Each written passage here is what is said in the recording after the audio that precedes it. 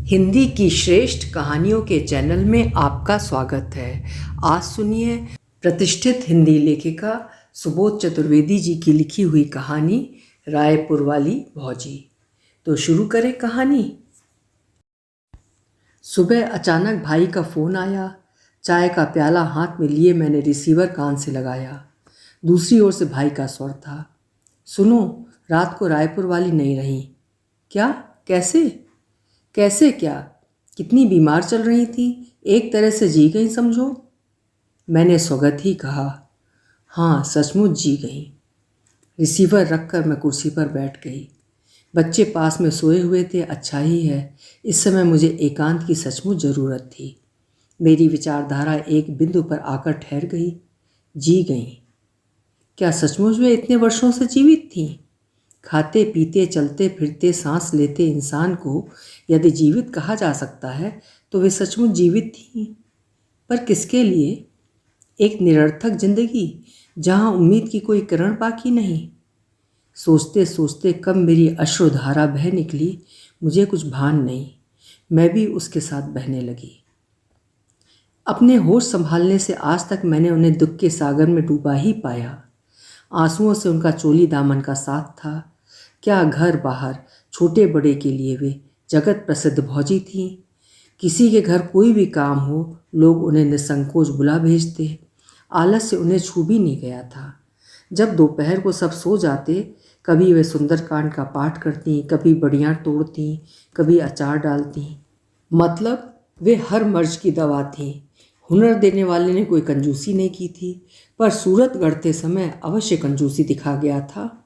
रंग गेहुआ अवश्य था, पर छोटी छोटी आंखें, बड़े से चेहरे पर बड़ी सी नाक दिखती थी। बाल विवाह हुआ था तब कोई समझ भी नहीं थी।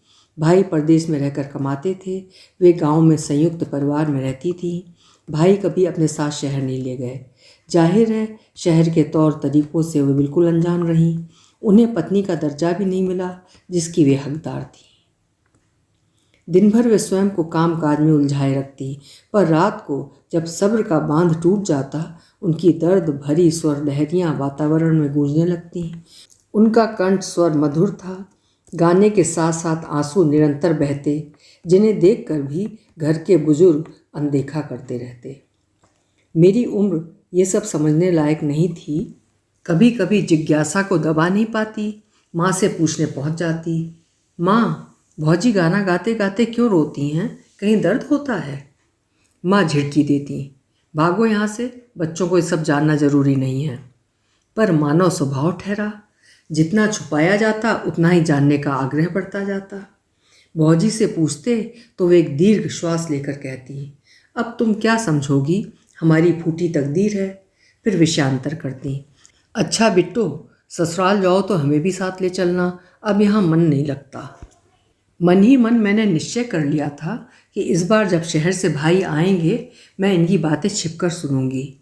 इच्छा भी जल्दी पूरी हो गई। मैं पानी देने के बहाने गई, दरवाजे के पीछे छिपकर उन दोनों के संवाद सुनने लगी। मैंने देखा भाई के हाथ में एक कागज़ है। भौजी से वे कह रहे हैं, चुपचाप दस्तखत करो। वे रोती जा रही हैं और इनकार कर रही हैं।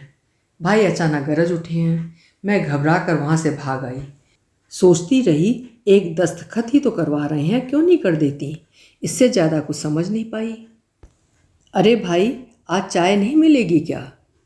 पति की आवाज़ ने मुझे यादों के भंवर से धरातल पर ला पटका। मैं निशब्द उठी, चाय बनाई और इनके हाथ में पकड़ा दी। मेरा रुआसा चेहरा देखकर ये चौंक गए। पूछने लगे, क्या है, तबीयत ठीक नहीं है क्या? कुछ परेशान दिख रही हो। सहानुभूति का स्वर सुनते ही मैं फूट फूट कर रोने लगी। मेरे सब्र का बांध टूट चुका था। हिचकियों के बीच मैंने वाकया बतलाया तो गंभीर स्वर कानों में आया। देखा जाए तो एक तरह से उनके हित में ही हुआ।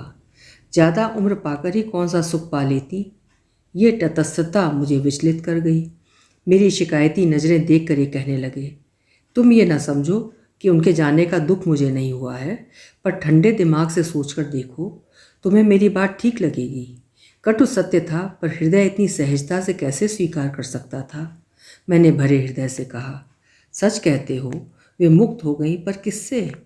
अपनी उन सांसों से या उन कर्मों से जिसकी सजा वे आजन्म भुगतती रहीं? इससे ज़्यादा मैं कुछ नहीं कह पाई। मेरा पूरा दिन उनसे जुड़ी स्मृतियों में डूबता उतराता रहा। हालांकि घर के सारे कार्य यंत्रवत चलते रहे, पर मैं कहाँ मुक्त हो पाई।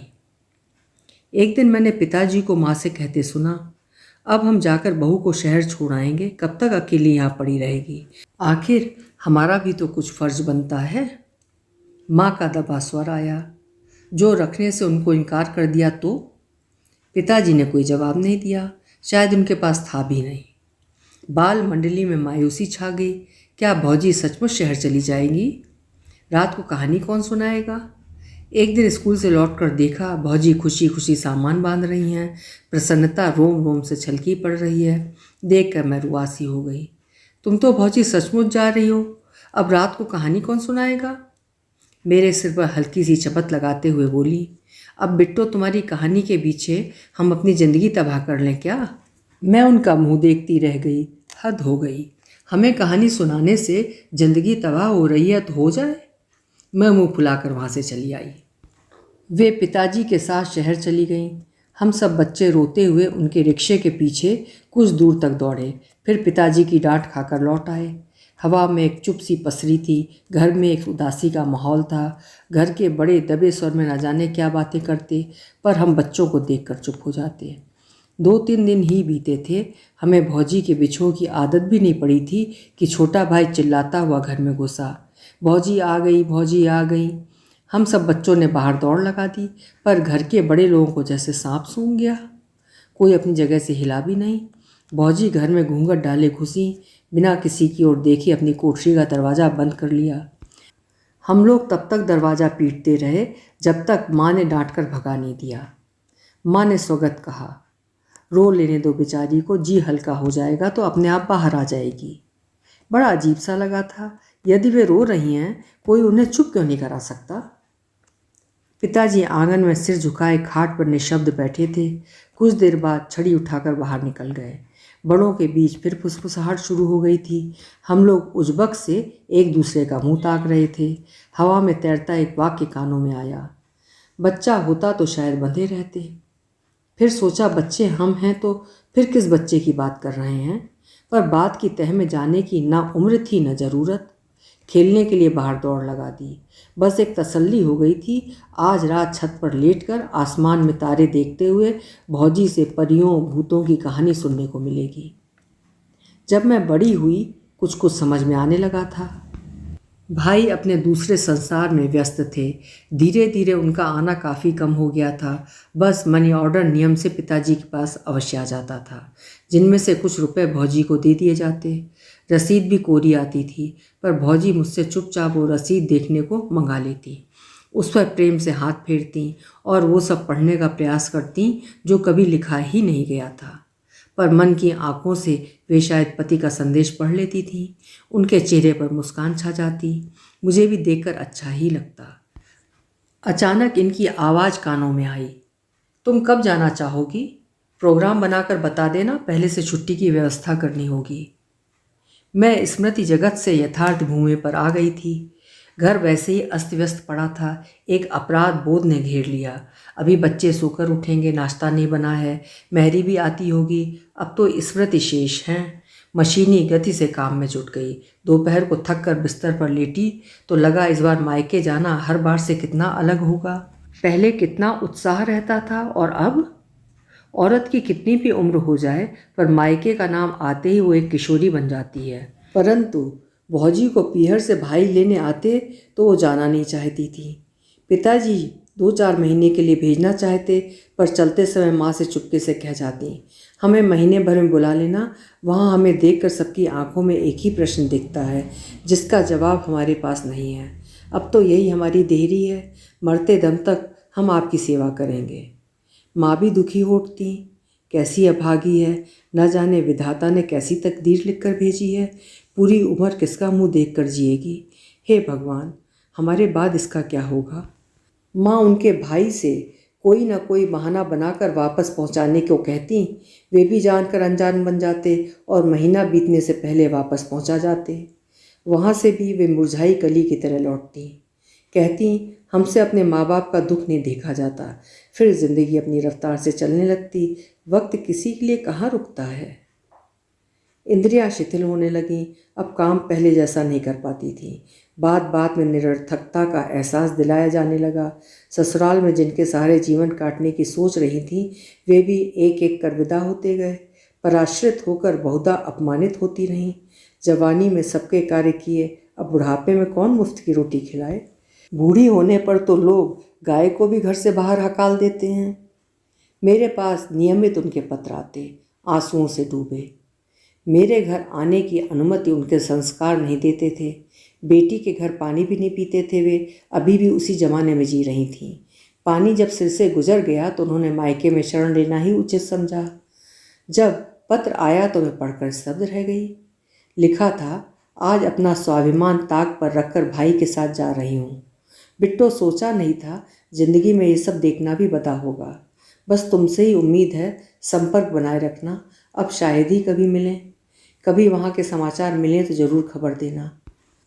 पत्र पढ़कर एक ओर तो मन दुख में डूब गया, दूसरी ओर मेरा सर्वांग जल उठा।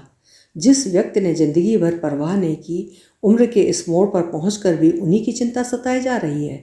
यही नहीं, बड़ी निष्ठा से करवा चौथ, हरतालिका, तीज का व्रत भी विधि विधान से रखती रहीं। पति की लंबी उम्र की कामना अक्सर उनके होठों पर होती। मेरे तर्कों के तीर कभी उनकी आस्था को डिगा नहीं पाए। अचानक मेरा ध्यान भाई की ओर चला गया। इस समाचार की उन पर क्या प्रतिक्रिया हुई होगी। विवाह के बाद कुछ समय तो उनके साथ बिताया ही होगा।